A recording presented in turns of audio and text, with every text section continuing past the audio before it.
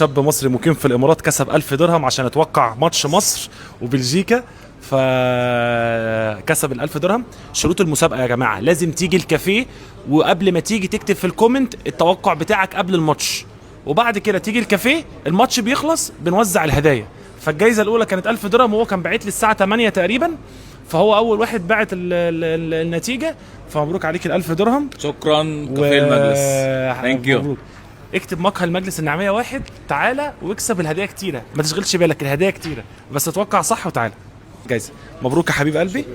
تمام. ايه بقى اللي يخليك تقول المباراه خلصت 1-1 يعني؟ اتحللتها ازاي؟ والله انا عارف ان منتخب مصر ما بيلعبش غير شوط واحد، فتخيلت ان هم ممكن يجيبوا جون الشوط الاول، وطبعا لما هنجيب جون بلجيكا مش تسكت، يعني انت حللت يعني ان شاء الله. تحليلك يعني طلع صح، ومبروك عليك الهديه.